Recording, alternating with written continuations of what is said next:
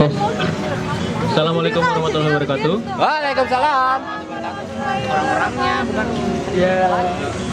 Terima kasih pada MC yang telah memberikan saya kesempatan untuk bicara di sini ya. Pertama-tama, apakah ada yang tahu kalau sebenarnya kita tuh terancam? Kita gudangan. Kita terancam oleh semacam apa ya? Bahaya yang tidak bisa dilihat oleh mata telanjang kita. Tetapi bahayanya itu sangat apa ya? Sangat terasa gitu loh. Sangat terasa efeknya pada beberapa masa kemudian. Pada awalnya kita sangat tidak merasakan rasa sakit yang ada. Tapi 1 minggu atau 1 bulan atau 1 tahun kemudian rasa sakitnya akan sangat terasa, dan rasa sakit tersebut akan terasa sangat lama. Baik, inilah kita kenalan yuk dengan pencemaran udara. Pertama-tama saya akan menjelaskan untuk pencemaran lingkungan itu apa. Pencemaran lingkungan adalah proses masuknya polutan ke dalam suatu lingkungan sehingga dapat menurunkan kualitas lingkungan tersebut. Nah, yang namanya polutan adalah zat atau bahan yang kadarnya melebihi ambang batas serta berada pada waktu dan tempat yang tidak tepat. Jadi kalau misalkan ada asap tapi di dalam ruangan, itu kan tidak tepat. Itu bisa disebut polutan. Baik itu asap api atau asap apalah, yang penting asap gitu loh. Tidak tepat, maka bisa disebut dengan polutan. Lalu pencemaran udara. Pencemaran udara adalah pencemaran udara adalah masuknya atau tercampurnya polutan ke dalam lapisan atmosfer atau lapisan udara di sekitar kita. Umumnya polutan udara tersebut berupa gas atau hasil pembakaran dari bahan-bahan kimiawi atau bahan-bahan organik ya, itu yang dapat menghasilkan asap itu bisa disebut dengan polutan.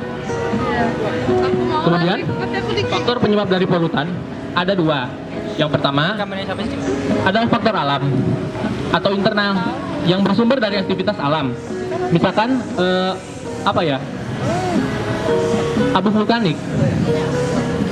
Abu vulkanik itu kan berasal dari dari gunung api yang kiranya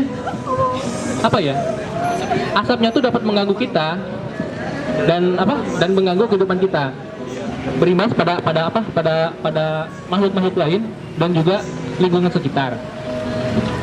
Nah, kemudian selain dari abu vulkanik, debu yang terkena tiupan angin juga bisa disebut dengan polutan.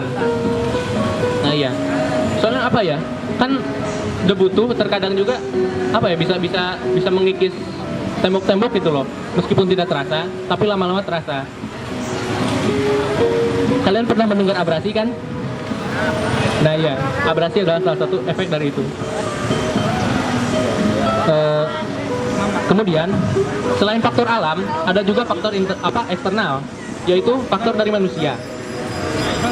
Nah, faktor dari manusia inilah yang sering kita temukan. Faktor eksternal adalah faktor polutan eksternal, maksud saya, maaf. Polutan eksternal adalah polutan yang bersumber dari hasil aktivitas manusia. Aktivitas tersebut bisa berupa pembakaran BBM atau pembakaran proses-proses pabrik lah, dan bisa juga diakibatkan oleh limbah rumah tangga. Lalu ada 2 klasifikasi polutan udara yang akan saya bahas kali ini. Yang pertama adalah polutan primer. Polutan primer adalah substansi pencemar yang ditimbulkan langsung dari sumber pencemar langsung. Maaf, substansi pencemar yang ditimbulkan langsung dari sumber polusi udara. Nah, misalkan yang namanya polutan primer adalah misalkan asap yang keluar dari motor. Nah, Lalu selain polutan primer, ada juga polutan sekunder, yaitu adalah polutan yang terbentuk dari reaksi pencemar primer. Jadi polutan sekunder itu adalah polutan apa ya? Polutan selanjutnya yang berasal dari campuran beberapa atau apa? 2 atau 3 atau lebih dari polutan primer. Nah, selanjutnya kita akan membicarakan tentang zat pencemar. Zat pencemar yang pertama adalah karbon monoksida. Karbon monoksida adalah sebuah gas yang berasal dari pembakaran seperti bahan bakar atau seperti apa? Pembakaran bahan bakar atau pembakaran api. Ayo mampir. Selain itu ada juga sulfur dioksida. Sulfur dioksida berasal dari pembakaran batu bara atau bahan yang memiliki sulfur lainnya.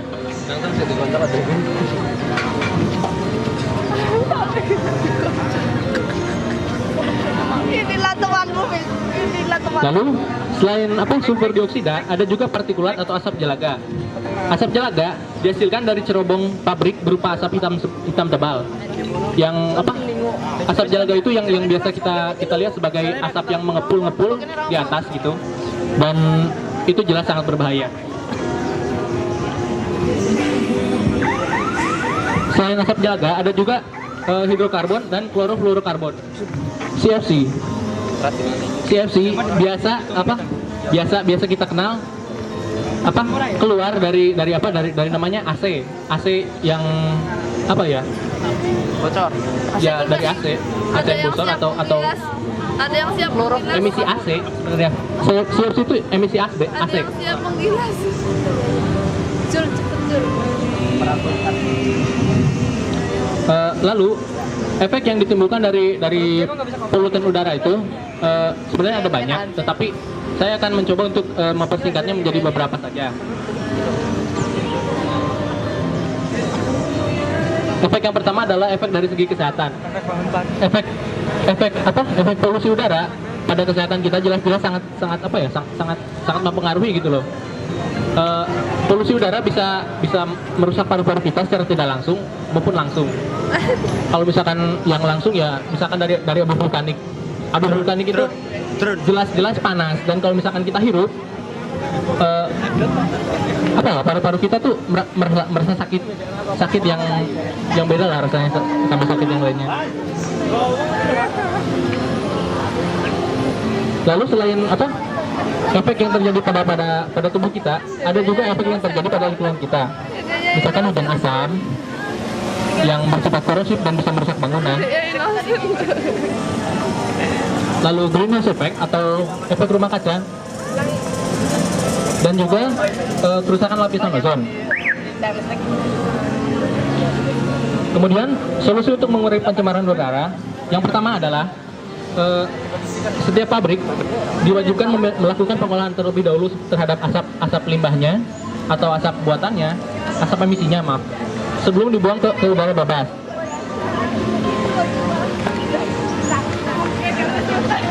Lalu yang kedua adalah untuk kendaraan bermotor. Biasanya kalau kendaraan bermotor itu harus digunakan bahan bakar yang sedikit mencemarinya sedikit gitu loh. Atau bahan bakar berupa gas yang sudah dimodifikasi untuk mengeluarkan emisi yang sedikit, atau memakai sinar matahari atau bahan bakar sinar matahari gitu loh. Lalu yang ketiga adalah melakukan penghijauan kota. Ya tahulah kalau misalkan penghijauan kota yang bagaimana. Yeah. Kemudian yang terakhir adalah ini, acara CFD ini. Itu loh dada-dada di atas. Acara CFD ini diadakan untuk setidaknya menjauhkan kita dari asap polusi Iyalah tuh di belakangmu tuh. 1 hari dalam 1 minggu gitu loh, minimalnya. Iya. Baik, Enggak deh. sekian topik dari saya. Saya kembalikan pada MC. Assalamualaikum warahmatullahi wabarakatuh. Waalaikumsalam warahmatullahi wabarakatuh.